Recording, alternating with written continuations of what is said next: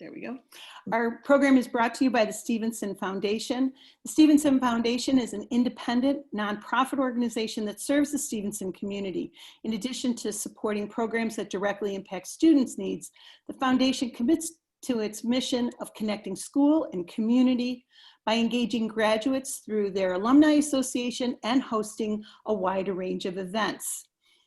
The Community Parent Network is a committee of the foundation, and we provide community-based parent education for parents living within our district, and with the wonderful help of technology, parents living outside of the district. So I'm so pleased to welcome Dr. Doug Bolton tonight to our community. Dr. Bolton has degrees in clinical psychology, school psychology, and educational leadership. In addition, he has a PhD in clinical psychologist and has worked in schools for over 30 years as a clinical psychologist, as an educational leader, and a principal. Up and down the North Shore, Dr. Bolton has worked with schools to create inclusive communities for the entire school, and consults with schools continually now to enhance their ability to support their students and families. Dr. Bolton practices on the North Shore in Northbrook and has become a personal friend of mine. I'm just so thrilled to know him. And it is my great honor now to hand our program over to my friend, Dr. Doug Bolton. Mara, thank you so much. I'm delighted to be here, and it's been so much fun working with you and your whole team in planning for tonight. So I'm delighted. You know, it was about a couple months into the pandemic when I started thinking about my grandmother. My grandmother was born in 1899, and I started thinking about what she went through in her life. She died a little bit more than 30 years ago. When she was about 7, there was an outbreak of typhoid fever. She lived just outside of New York City, and there was an outbreak of typhoid fever in New York City. When she was 15, World War I happened. And then just 2 years later, there was a polio outbreak.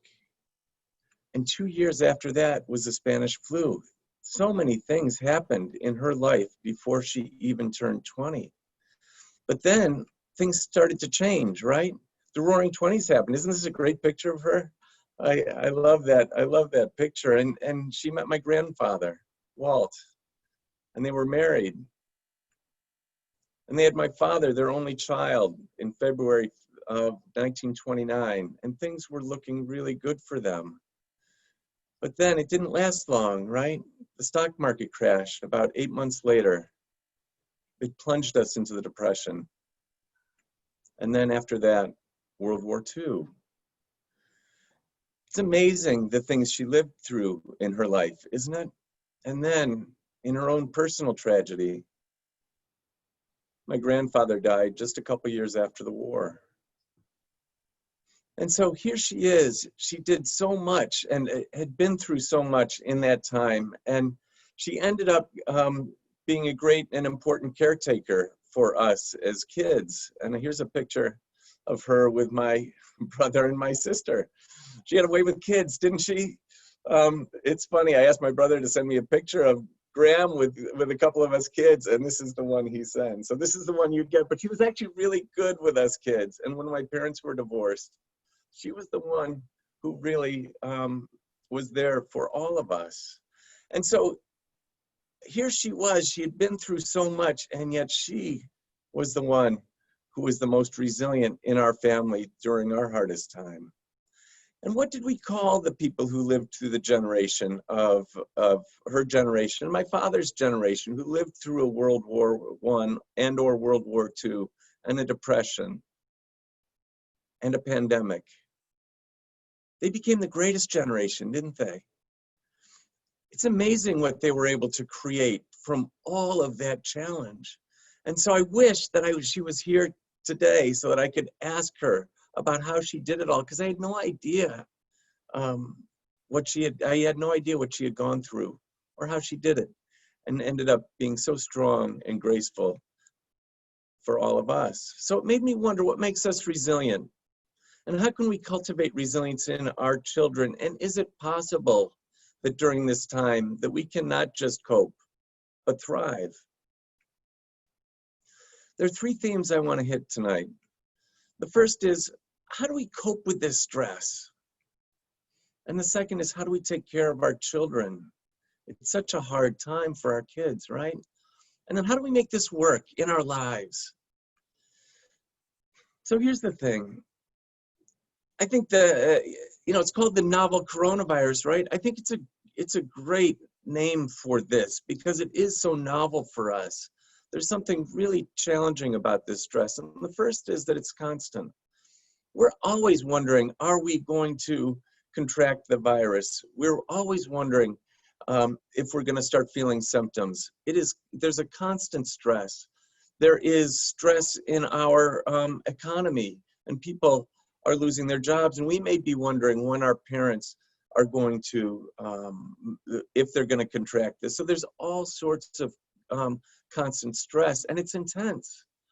People are dying or getting very, very sick. People are losing their jobs. School has changed for all of our kids. Our work has changed in ways that we've never seen in generations. The other thing is it's enduring. Is anyone else, like on March 8th, March 12th or 13th, when they said they were shutting down until April 7th, and I thought, how am I going to make it till April 7th, right? And here we are, 6 or 7 months later, and we still don't know when it's going to end. And so there's an enduring nature to this. And finally, it's global too, isn't it? Everybody on the planet is experiencing stress as a result of this. And it's very unusual for all of us to be experiencing a similar stress at the same time.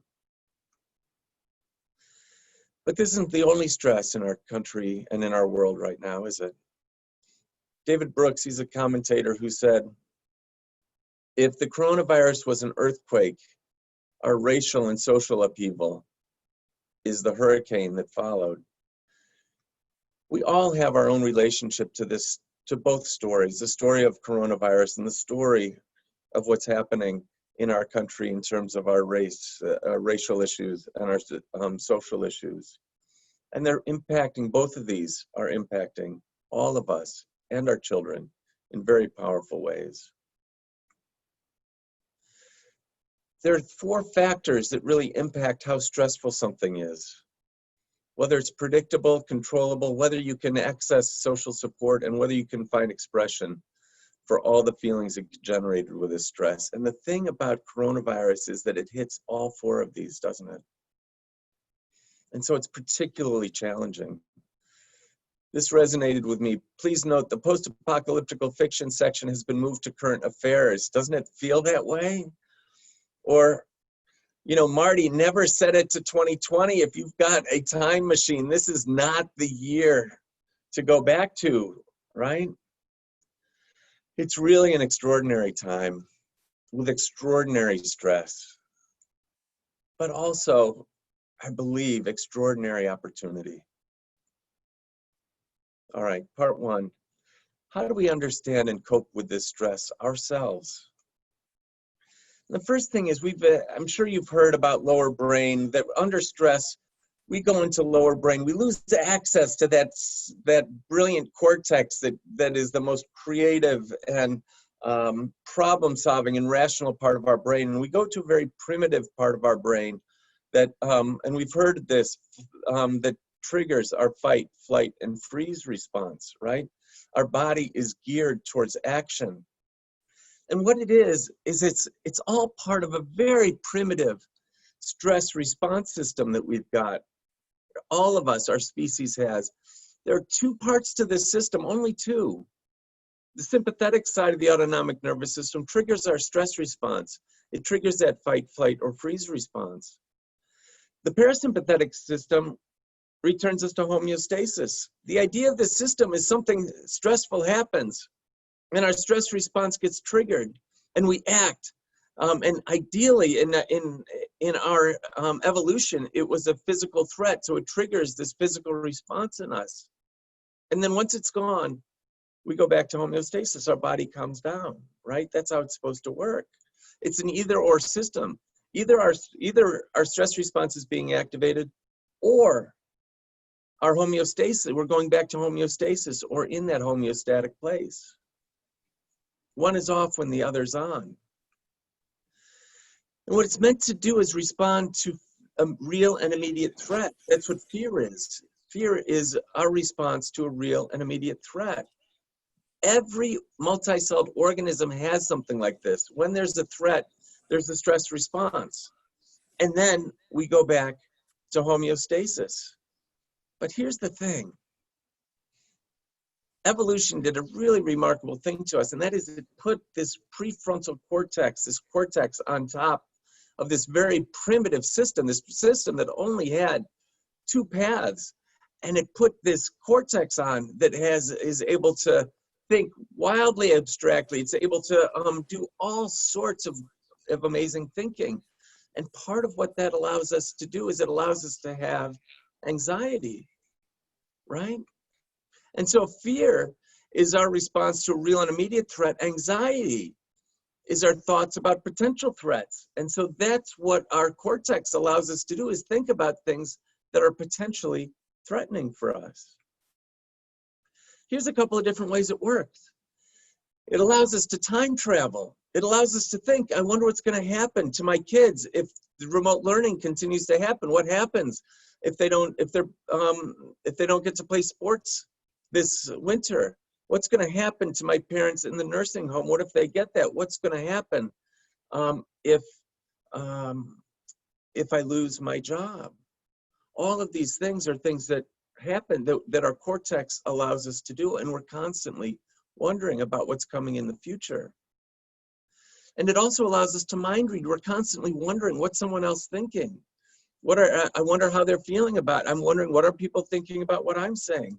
We're constantly wondering about what's going on in other people's brains. That's always happening. But here's the thing, we are really bad at both of these things. But our body responds as if the things we're anxious about are true. And so with all the different types of stresses, our autonomic nervous system is triggering our stress response constantly in a way that it doesn't typically in normal life. In normal life, we have good moments and bad moments, and our stress goes up and then it comes back down when the stress is gone. Because this is so constant and enduring, it's always there for us. Here's the thing, anxiety is meant to protect us. It's meant to say, look at all the things in front of you that could be a problem for you. Or learn from that stupid thing that you did or said before last week, right? Or you shouldn't have gone to that party where someone ended up testing positive for COVID. Why did I do that? Anxiety is meant to protect us by saying, don't make the same mistakes you made in the past, and look at all the things that could be a problem in your future. But anxiety is very sensitive. And it's almost always wrong, right? Does anyone else have the poor fortune of having their smoke detector right outside of their kitchen? My thing goes off all the time. Every time I'm cooking toast, it goes off. Every time I'm barbecuing on the other side, it goes off, right? My smoke detector has gone off dozens, maybe 100 times, and I've never had a fire in the house. And this is how our anxiety works. It's meant to say, we're going to trigger this stress response for anything that might be a threat for us. These thoughts are not irrational, but they're also not true. The problem is that our body responds as if they're true. And so we're constantly being triggered in our sympathetic nervous system. But when we go into lower brain and that system is triggered, these are the things we lose, because we lose access to our cortex, which allows us to be good listeners.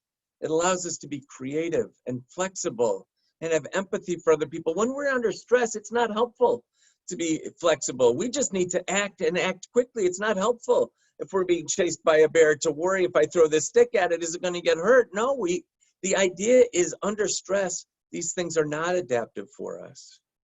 We don't remember things as well. We lose language. It's harder to find the words to express things. I've talked to friends who said, I've got writer's block. It's really hard to find our language. and we become much more impulsive. So as a result, many of us are experiencing the fact that we're not the same parents as we were in January. We're not the same friends or spouses or colleagues. And we don't have the same energy and focus and motivation and optimism.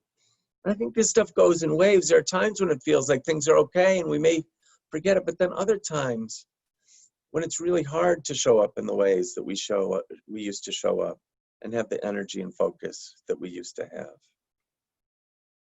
So what we need to do, because our stress response is constantly getting triggered, we need to manually override this. If it's a train switch, we've got to move that train switch from one lane, from one track to the other. This is what's important. And so we need to push ourselves. We need to be very intentional to get ourselves back to homeostasis. So how do we do this? What are some of the things we can do? My son struggled with some ADHD in high school. I can remember going to a psychiatrist, and his psychiatrist said, you know, first thing I'm going to tell you is you need to have good exercise and diet and sleep. And if you do that, most of my patients don't need any medication at all. These all are things that are regulating.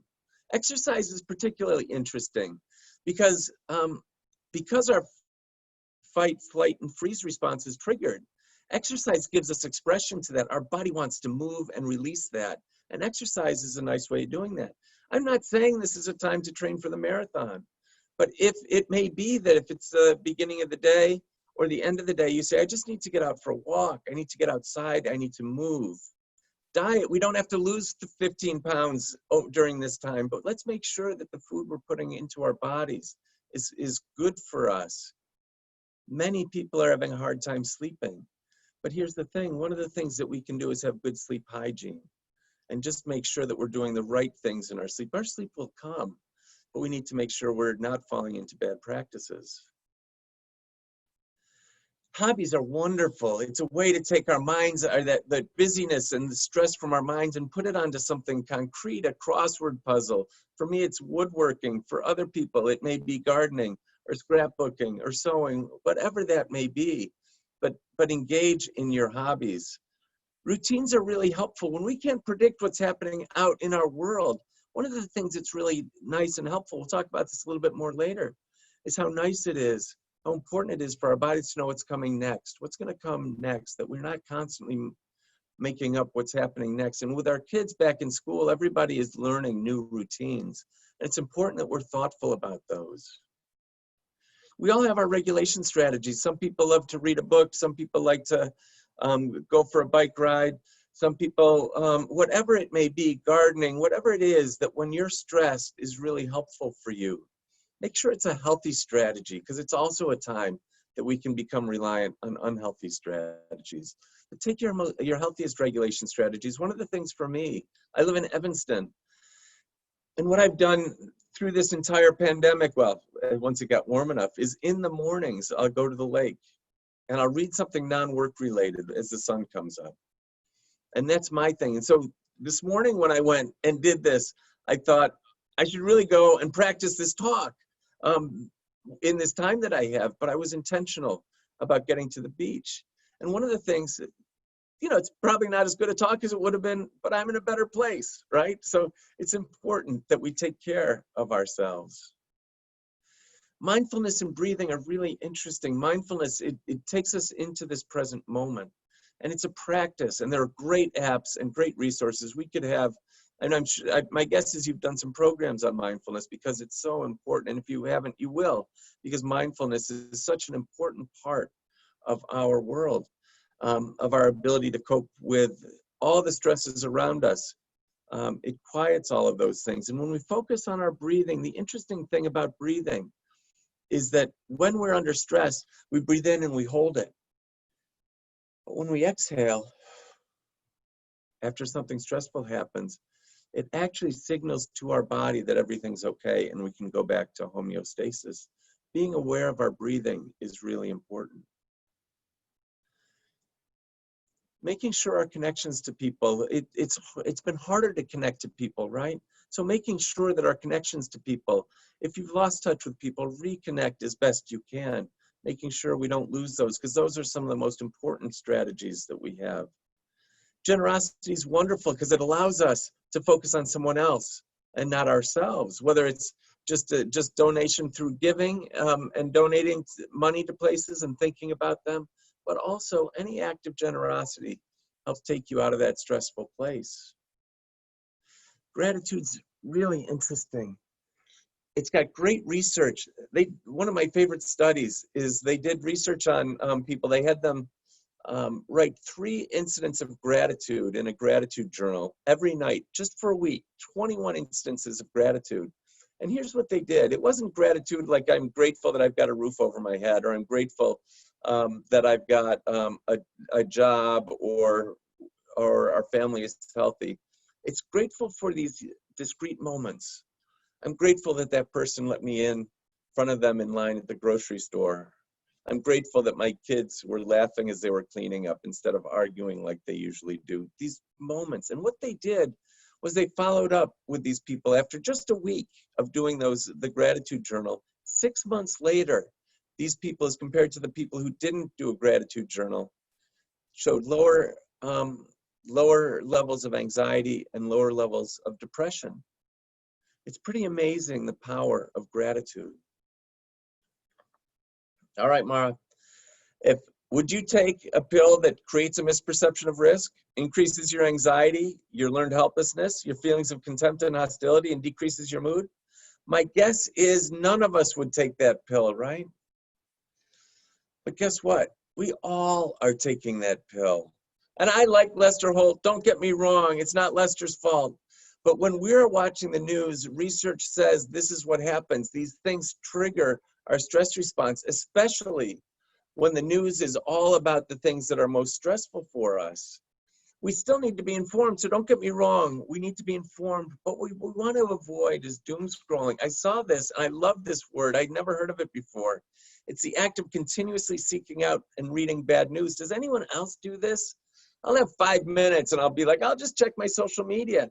And all of a sudden, 25 minutes later, I'm drawn to the most disturbing articles that I can find. And I may not be aware of what's happening internally, but you can bet that my stress response is triggered by that. So we need to curate this. We need to figure out, how much time am I going to spend? Which sources am I going to take information from? Because unwittingly and insidiously, these things impact our emotional regulation. And finally, I think this is the one that I've been thinking about the most during this pandemic, is the impermanence of our situation. One of the things that happens is our moods go up and down a lot, even during this pandemic. And there are times when I feel like, all right, I've got this. Things are going well, but I can guarantee that no matter how good things are going, there's only a matter of time before I'm going to fall and things are going to be hard again, right? And then I'm upside down in the water. But whenever things are bad, I also know, and now when I think about these cycles, that it's going to get better again. It happens on a daily basis. I have bad moments and then they get better. It happens on a moment-to-moment, a week-to-week basis.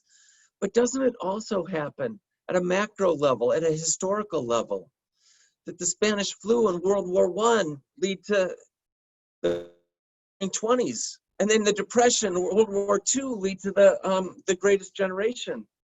And so these things are all things that are continually happening. And one of the things that I've learned during this time is when things get hard, just to trust they're going to get better. And when things are feeling okay, to just not be shocked and feel like the world has somehow betrayed me when things get hard again. Because it's just the cycle of our lives. It's impermanent. So can we learn to surf these moments and know that we're going to get through this really hard time? And know that if we're having a hard day, it's going to get better.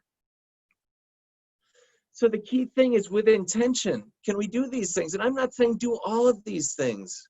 But if there are things that you were doing before this or you're doing now and it's working, great. But given how stressful this time is there one or two of these that you can add and be really thoughtful about? All right. So that's how we take care of ourselves. But how do we take care of our kids? One of the things we need to just come to terms with is because we're all under stress, our kids' brains are going to be more limited. They just are, and so are ours. And so we're going to have moments that are going to be harder for us, and school's going to be harder. Our teachers' brains are going to have more limitations. We're all limited in this. And so it makes us worried. How will they cope? And it makes me wonder, where's the opportunity? And I think there's great opportunity if we think differently about this. That this is a time when they may not get as much academic rigor as they typically get, whether they are remote learning or socially distanced learning.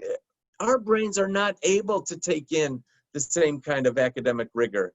Our brains are not able to be as patient and supportive as parents. But here's the thing. This is a time that we can begin to cultivate resilience. And one of the things that I've been most worried about in our world has been this epidemic of mental health issues in our kids. And I believe that this pandemic can actually potentially do wonders for our children, because this is a time when they are watching us in our resilience. They're watching teachers be resilient. They are needing to be resilient in ways, and we are all coping and adapting in our own way. And this is what we hope for our kids. So how do we do this as parents? D.W. Winnicott in the 1940s and 1950s, he was a psychoanalyst, he was a writer, he was a pediatrician, and he talked about the good enough mother. I'm going to talk about the good enough parent, but it was the 1940s, so it was the good enough parent, right? It was a good enough mother, right? But what he said is that babies and children actually benefit when their mothers fail them in manageable ways. Here's the thing, when we struggle and we don't protect kids from all the things that may happen, then they need to learn how to cope, don't they?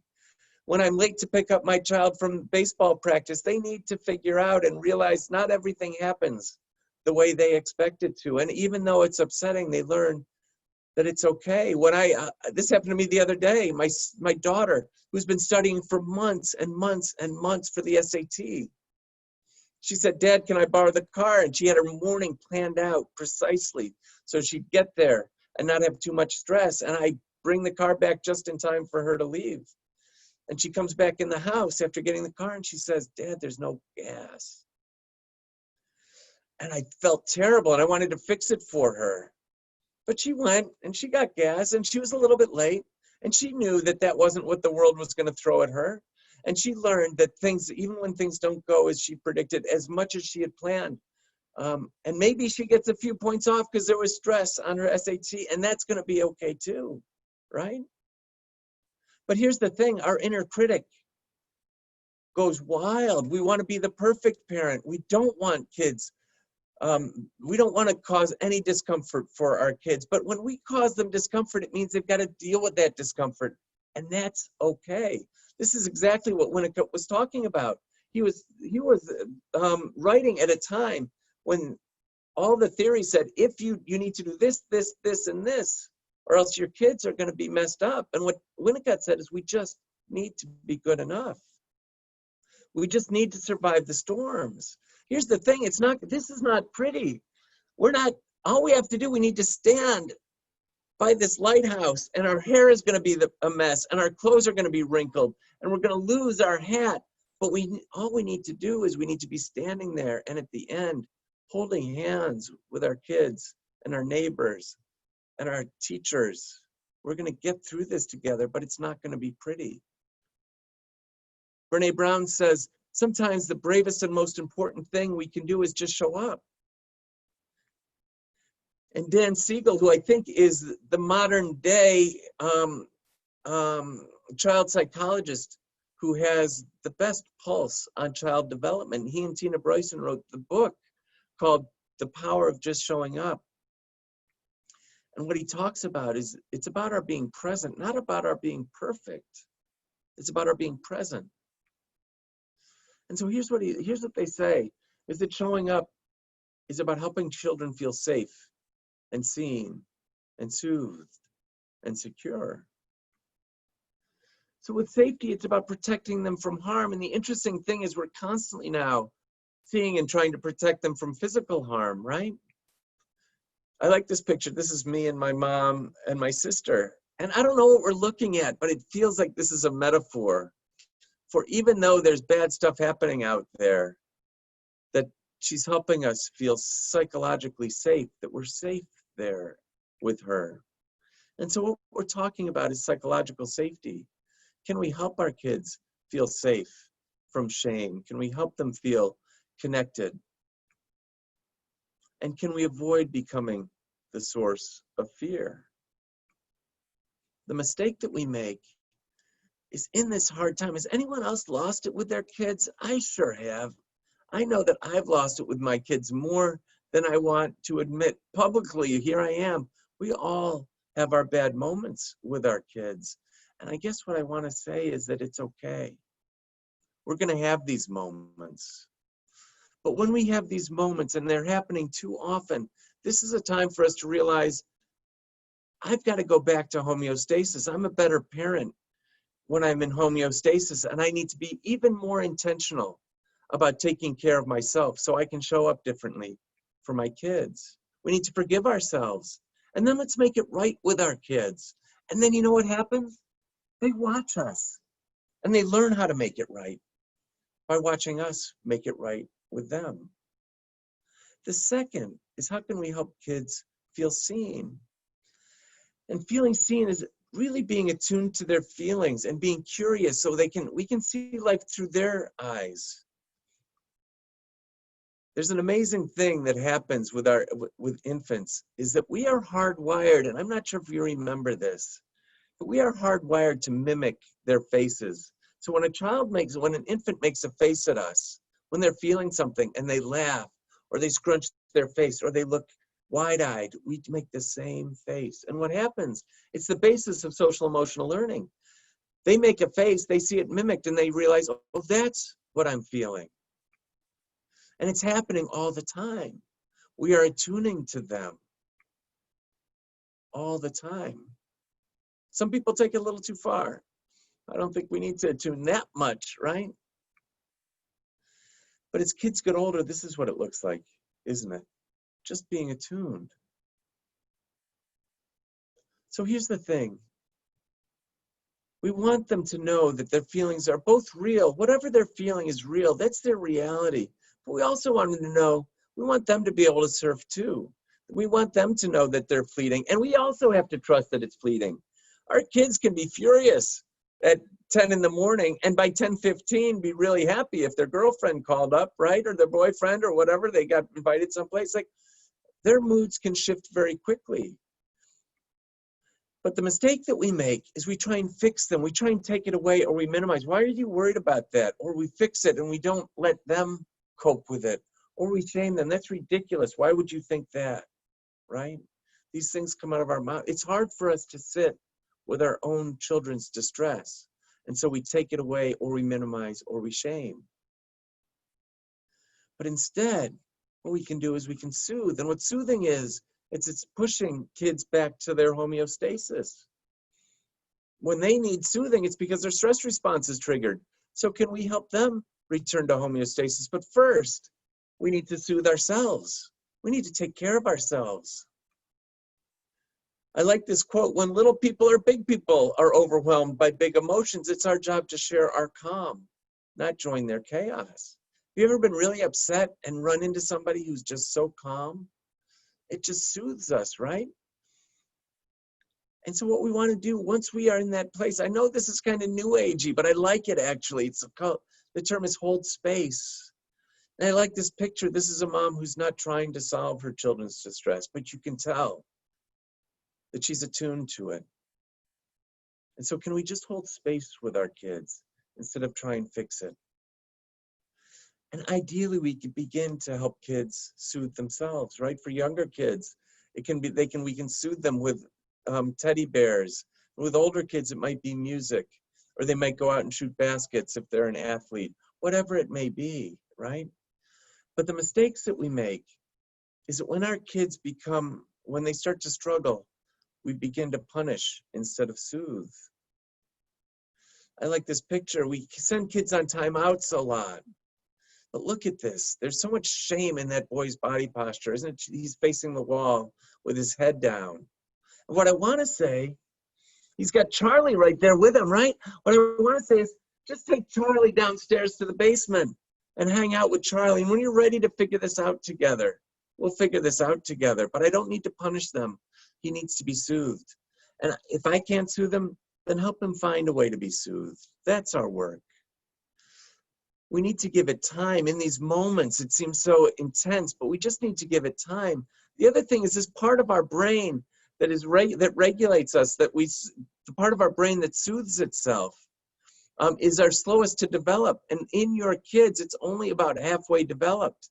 They're going to get better at this if we help them learn how to soothe. And if we do all of these things, if we help keep them safe and seen and soothed, then all of a sudden they experience inner security in which they know that they can go out and step out into the world.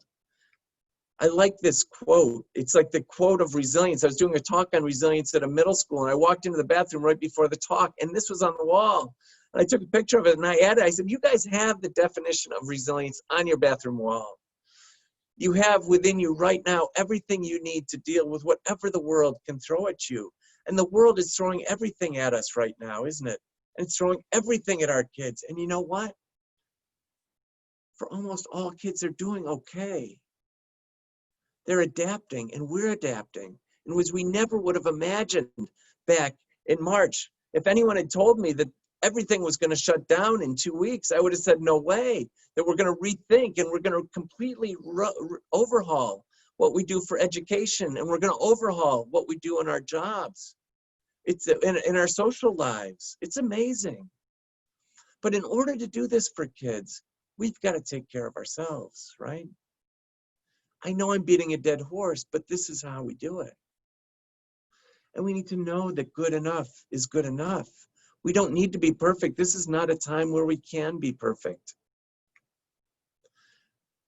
And to realize there's beauty in our imperfection. If we can forgive ourselves. And when we struggle, when we fall short, apologize. And when our kids, when we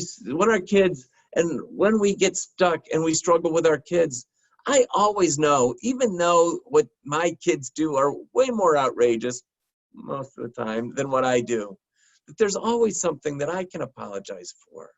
So go first. You're showing kids, your child, how to apologize. Own your behavior and then listen. Because what's going to happen is then they're going to apologize back and they're going to own their behavior. And this is the opportunity. I love this quote by James Baldwin. He said, children have never been very good at listening to their elders, but they have never failed to imitate them. Our kids are watching.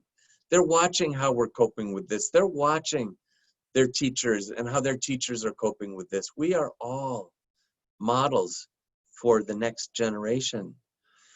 So note to self, all you have to do is show up, be late, be scared, be a mess, be weird, be confused, but just be there. You and your kids and your spouses will figure out the rest as you go. We're all figuring this out. All right, and finally, how do we make this work? I've got a couple of ideas. And the first is, and I mentioned this before, it all begins with us and our emotional regulation. It's more important than ever before. And we need to watch for it in ourselves. Anyone had this feeling like multiple times a day, right? I feel this a lot. And here's the thing, this is where I notice it in myself, and there may be other places where you notice it, but I'll tell you, the places where I notice it is when I become inflexible. When I start saying things like, there's no way I'm going to do that, or this is ridiculous. Why are people doing it this way? That's crazy to ask this. Or it doesn't matter what other people, it doesn't matter how other people feel about this. This is what we're doing right now. When I find myself having that internal dialogue, sometimes the external dialogue, what it means is that I am in my stress response. It means I'm in lower brain, and it means I need to take care of myself. The challenge is that dysregulation is contagious, right? We get dysregulated from each other. When you're with someone who's dysregulated, it's really hard not to be dysregulated. And here are the hallmarks of our dysregulation. It makes us believe that there's an urgency to the situation. It makes, and we exaggerate what happens. And one of the places is we worry, oh my goodness, if my child doesn't get online in this moment, our internet is down, then they're not going to be able to pass their, get into their AP classes or pass their AP classes. And then what's going to happen to their college? Like all of a sudden, there's this urgency. And we exaggerate the importance of this moment. And if they miss a few moments of class, or if they miss a day of classes because your internet is down, it's going to be okay. I like this. Your crazy is showing. You might want to tuck that back in. I've had to tuck mine in a lot more in the last 5 months. And again, when it's starting to come out, I just need to be really thoughtful. I need to make sure I'm getting to the beach. Maybe I need to go at night as well, and I actually try and watch the sunset at the beach if I can. Here's the other thing, is there's so much that's new to all of us. We are incompetent in ways we are not used to being incompetent, right? It's not like there's someone walking around saying, oh, this is my 5th pandemic, this is how you do it. No, we don't have any models for this. That's why I wish my grandmother was around to tell us how you do this, right? New makes us all anxious, but can we be brave enough to be bad? Can we be brave enough to fail? Can we have the mind of a learner instead of the mind of an expert, someone who has it all figured out? Because when the internet goes down and we can't figure it out, or when things are happening at work that feel out of our control, our kids are watching us. And can we be curious about what's happening instead of furious? And when we fail in this time, we're going to fail more because we're trying new things. Can we be graceful in it? The second is, can we take a look at our kids and can we find the orchids? Tom Boyce did some beautiful research. He's a pediatrician and a scholar who's spent hours and hours, thousands of hours with kids, he and his research team. And he took stress samples and all sorts of things, and he tracked them from early childhood through high school. And what he found is, he says, there are kids who are dandelions and kids who are orchids. And he said the dandelions are kids who can grow up just about anywhere, right? It doesn't matter. These dandelions grow up everywhere, and they are all over my yard, I guarantee it. And he said there are other kids who are orchids, whose soil and environment is much more sensitive to their ability to grow and develop. But when we do that, when we give them the right environment, when we make sure that the soil is just right and the light and the heat is just right, they bloom even more beautiful than the dandelions. And what he said is the dandelions, they're about 80% of our kids are dandelions. That resilience is really the norm, not the exception. And that's really what I think we've seen in our schools. Is my kids, I've got one kid who's a dandelion, one kid who's kind of an orchid. He really struggled. He got through it, but he struggled. My daughter is doing just fine in remote learning. Not that she loves it, not that it's easy, but they're doing okay. And about 80% of kids are dandelions and 20% are orchids. And what we want to do is we want to say these are the kids who are more sensitive to their environment. And so they may need more outreach. They may need more support during remote learning, or they may be more anxious going into a building when it's time to go back. These are the kids that we may need to put more energy into to make sure that they're in fertile soil. But it's not all kids. We don't have to worry about all of our kids when so many of our kids are going to do okay. But for our orchid kids, or when our kids are struggling, can we just ask? One of the things we do is we assume they're just lazy. They don't want to get on the internet. We assume things about them. But can we just ask them, what's so hard about this time for you, or why are you so upset? The more curious we are, the more we're going to be able to help those kids create an environment that's going to work for them. All right, my final strategy is a series of strategies. Let's address the stress. Remember, we talked about predictability and control and support and expression. So let's get into a routine as much as we can with our kids. And if, one of the things that can be helpful is, I don't know, a lot of people are saying it's really hard to go to work and be at home, that there's no break between the work day and my home time. Maybe you take a walk around the block instead of driving into work. But creating routines are important, and routines with breaks, but making sure that kids can predict what's coming next as much as they can in their daily lives, because there's so much we can't predict in the rest of our lives. Can we give them as much choice as we can? And choice gives these moments of control. We can't control whether our sports teams are going to be able to play. We can't control whether we're going to go back to school full time. These are things, there's so much we don't have control over. But what research has found, one of my favorite studies was in a nursing home. They gave nursing home residents the choice between what they're going to have what they want to have for dessert and what movies they're going to watch. And guess what? They lived longer. This connection to having choice and having control in these little moments takes away the impact of not having control over the bigger parts of our lives. Let's take full advantage of this time to connect. I'm not sure about all of you, but I hadn't had family meals in such a long time because I do private practice, right? But we were all home, and what a rich time that was. And yes, our kids aren't spending as much time with their peers, but guess what? They're spending more time with us, and there's power in that. And it's a different kind of social life, but our values are going to be much more available to them than they ever have been. Can we take advantage of this connection? And let's talk about our experience, both our ups and our downs, the things we're grateful for in this time and the things that are stressful. And let's have them talk about these stories too. Humans think in stories evolutionarily, and we try to make sense of the world by telling stories. So don't shy away if things are hard for you. Don't shy away from asking what's hard for them or what's good about this for them. And then finally, can we shift our focus? There's been so much focus on on our children's achievement in the last several years, whether it's achievement it's actually achievement in all these things, right? Achievement in academics, achievement in sports. We need to have them achieve in helping others, right? There's so much focus in our lives about helping our kids achieve, but can we focus on resilience during this time? And I believe that the focus on resilience is going to help them not just now, but it's going to help them 10 years from now.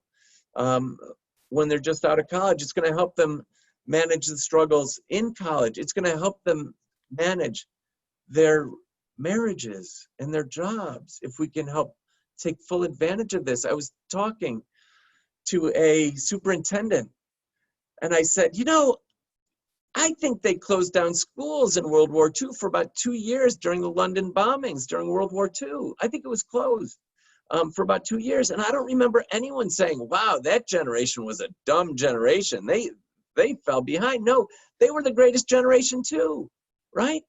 And she said, you know what? My father grew up in London during World War II.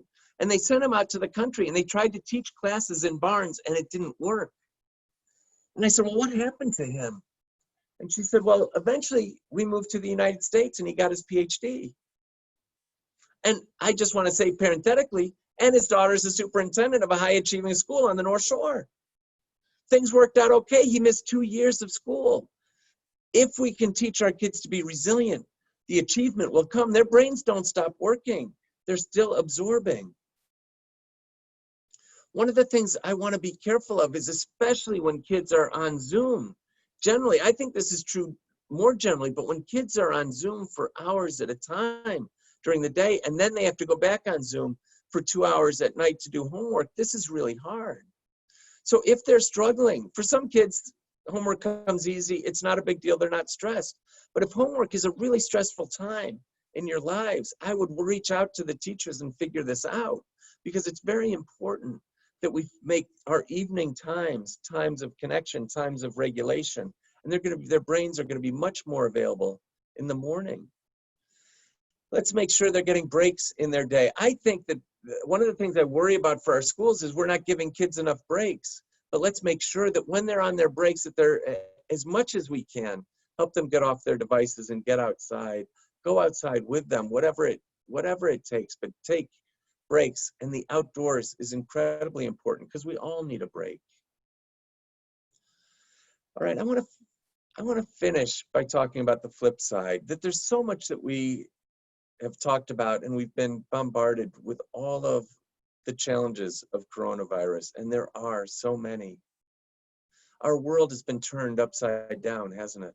And it stayed turned upside down. But here's the thing. I think when our world gets turned upside down, we have the opportunity to put the pieces back together. I know this may sound corny. Opportunity often comes disguised in the form of misfortune or temporary defeat. And wow, have we had more than our fair share of misfortune. And I have never felt so defeated in a span of 7 months as I have in the last 7 months. But here's the thing. There's amazing things that could come from our hardest times. We talk a lot about post-traumatic stress, but we don't talk as much about post-traumatic growth. It's defined as people who experience adversity often see positive growth afterwards and rise to an even higher level of functioning. Excuse me. Jim Reardon says a traumatic event, it turns out, is not simply a hardship to be overcome. Instead, it's transformative. It can become a dividing line in people's lives. Can we have this moment in time be a dividing line for our own children and for our society? Can this be a dividing line between the time of the mental health epidemic and the time when our kids became more resilient? It happens with post-traumatic growth. We develop more inner strength and an openness to new possibilities in life. Our relationships become closer and deeper with friends and family. We have an enhanced appreciation for life. Have you ever, the first time you went out and had dinner outside at a restaurant, right? Like, it's like, oh my gosh, I appreciated that in a way that I hadn't before. And I'm appreciating my family more.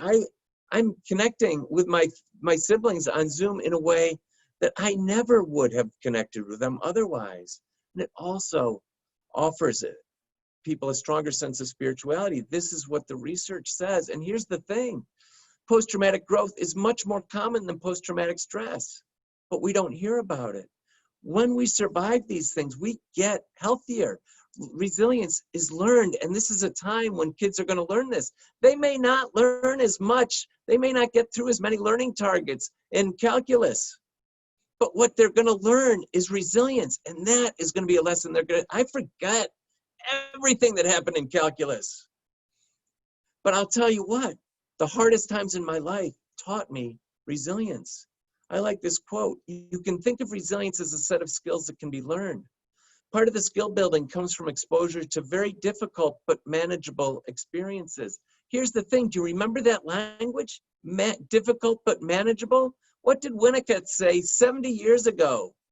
That's what a good enough parent is. That kids benefit when they have manageable stress. And this is what post-traumatic growth says.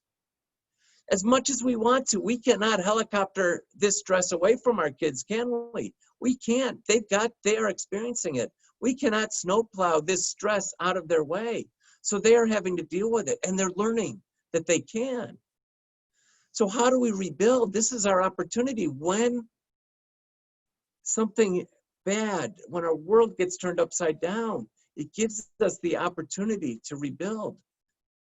But it's important that we take stock. What have we learned? I learned how important it is to have family dinners. And so I'm going to restructure my private practice because I learned that I can't take that for granted anymore. What do we keep? I'm going to keep that. What do we keep in our lives? For a lot of families, it's board games. They realize we love playing board games at home, right? There are a lot of things. But also, what do we let go? We are overscheduling our kids. We are putting so much pressure on them to achieve. This is a time, do you realize what happened in the spring? They said that the official Illinois school board said, do no harm is the grading policy. What are we going to let go? And kids did okay. They struggled, yes, but they did okay. What do we let go of? We need to be intentional.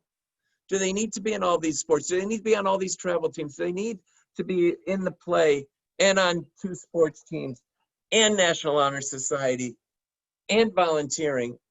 Do they need that? We need to be intentional.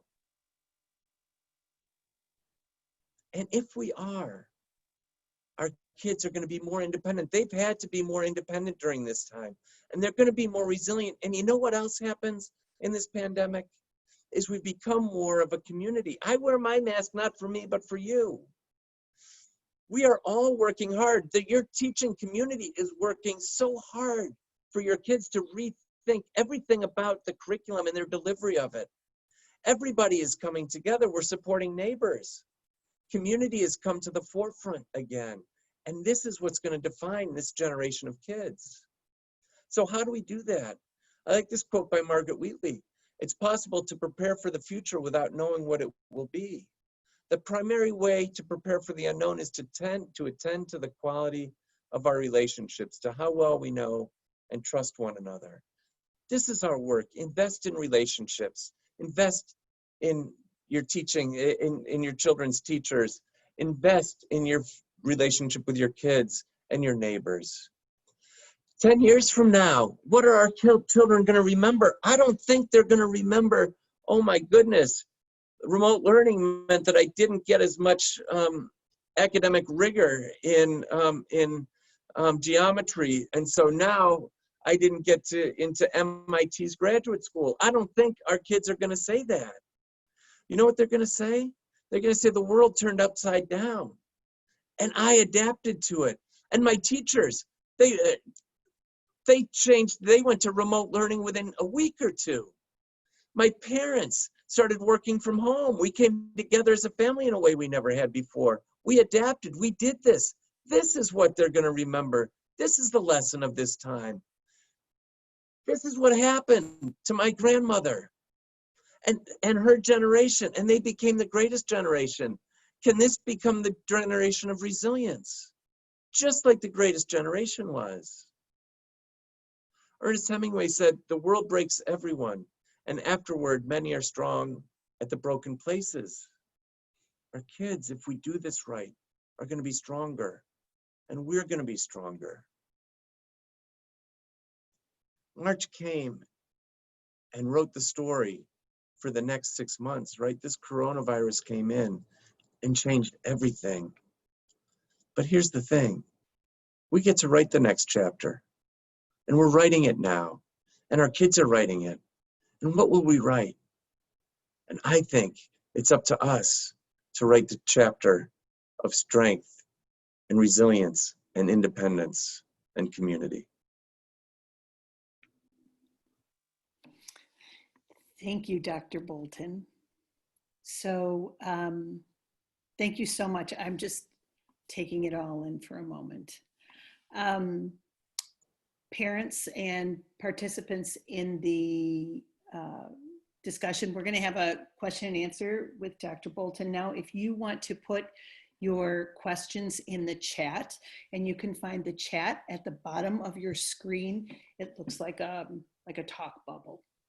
The first question we have for you is about mask stress, Dr. Bolton. Yeah.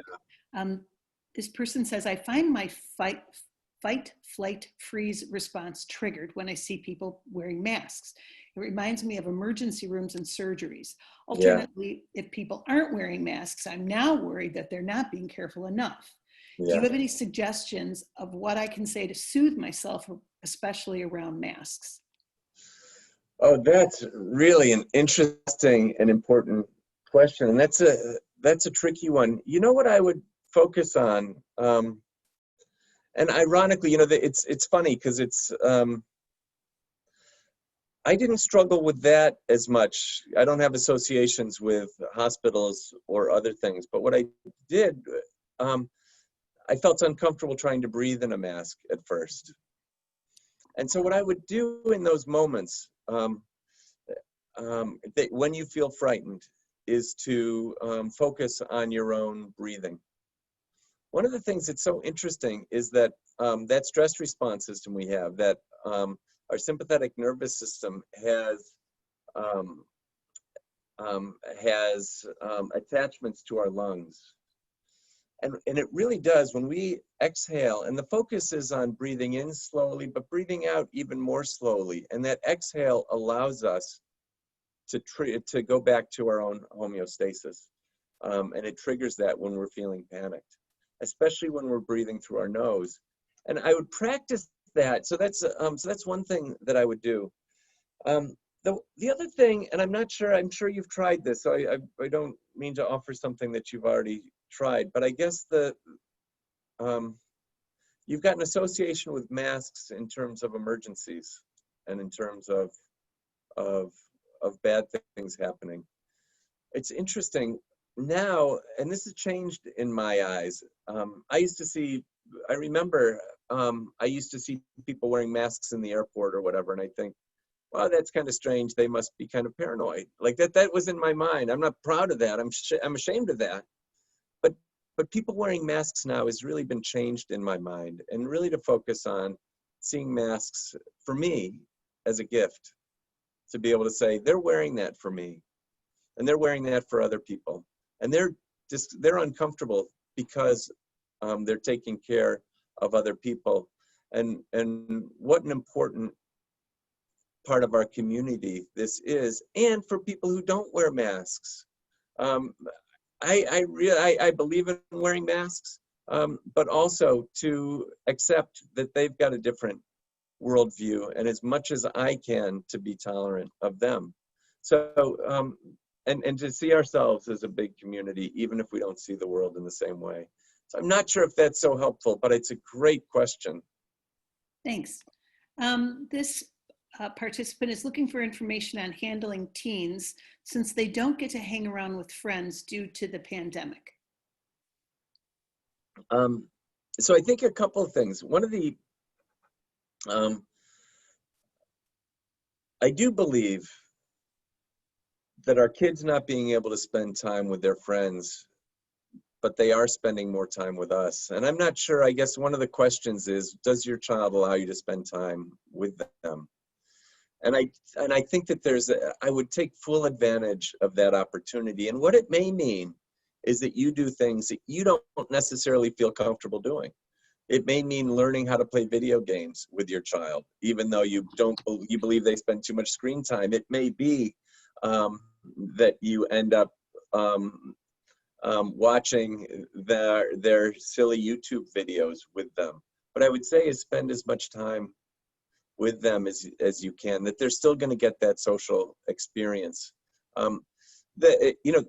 This amount of time, even if it lasts for another year, is not make it or break it in terms of kids' ability to be healthy and social moving forward. What I would say is that it is important for them to have that kind of connection. The other thing is, as much as your children let you, I think touch is important. And touch is one of the things that is really lacking in our world. And touch in and of itself is remarkably soothing. So if I've got a son who's a hugger, a daughter who isn't. So I can hug my son every time we walk by in the hallway. We'll find some way of hitting each other's shoulder. We'll have a hug. Those things are important to both of us. And so if you've got children that allow touch, even if you're just walking by and putting a hand on their shoulder, that's healthy for both of you. The other thing I would say is I was one of these people that thought that how terrible it is that kids are playing video games now with each other on the internet at night instead of, so here they are gaming together in different homes.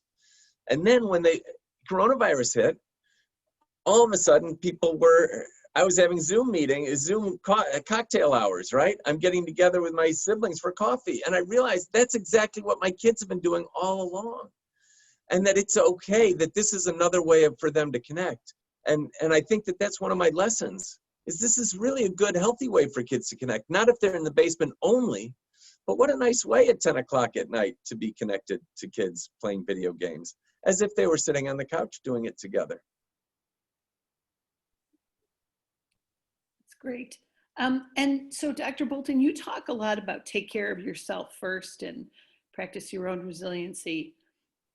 How do you suggest that parents, so say you're a parent of a high schooler or a middle schooler, do you tell them what you're doing? Are you overt about it, or do you just hope they pick it up? Meaning, Like when you're trying to practice yeah. like deep breathing, or Well, why well, are you going to take a walk, or there have been times, so as much as my son and I hug, we also argue. and it's been really helpful, I think, for both of us, when I'm able to say, I'm not in a great place right now. I'm going to step out of this conversation, because in that moment I'm feeling a sense of urgency and exaggeration. I feel like I've got to get my point across, and if I don't, and he's feeling the same thing. And so what I'll say is, what's helpful for me is to take a walk, and then we can talk about this when I get back. Or I'll say, I'm going to go to the beach for a while. And then if this is still an issue for us, let's talk about it when I get back and I'm in a better place. So, but I do think it's helpful to say to your kids, boy, I need to get outside and take a walk now more than ever, because even though I'm not aware always of the stress that I'm experiencing, I know I'm experiencing that stress. So, and if you can bring your kids along for the walk, even better. I think we all need a walk. Let's do that together. Can there be family traditions that are regulating traditions? So those are some of the things I would think about. Great. Well, Dr. Bolton, thank you so much for your time. You know, I would keep you on until the sun came up. Well, it's been delightful. Thank you so much for making this such a nice evening for me. And if there's any way that me or our team at Formative Psychological Services can be helpful, please reach out. It's a really important time for all of us, and it's been really nice to be here with all of you. I want to tell you that a couple of people have said, thank you, this was so wonderful, so many common sense things that we know, but we needed you to tell us again. And your words are so helpful. And this is the most help I have felt in a while. And thank you for this event. We're raising a 5th grade boy and 2nd grade twins. So, yeah. So many people are saying, thank you so much. And they feel so much better. And just really, really great. We actually had some students on tonight's call too. Oh, that's great. That's great. I'd love it. If they're still on, I'd love their feedback. All right. Yeah. Yeah, so thank you. And to all the participants, this evening has been recorded, and Dr. Bolton is so gracious. We will post it on the Community Parent Network's YouTube channel, and then we will post when that is on the YouTube channel, we'll post it on our Facebook page so that everybody has access to it. And thank you so very much for joining us tonight. And I will also give you a copy that you can post of a PDF of the PowerPoint if there's anything. Oh, wonderful! Thank you. I'm going to tell you, I'm glad that I was muted because I kept taking pictures of all the quotes. I should have told you. I should have told you that before. I'm sorry. I'm going to put them in my workspace. Thank you very much, everyone. Have a wonderful evening. Enjoy the rest of the week. It's supposed to be great, good walking weather. Absolutely. And maybe we'll see you on the beach in Evanston, Dr. Bolton. All right. Take care. Thanks so Have much. a great evening, everyone. Good night. Bye-bye.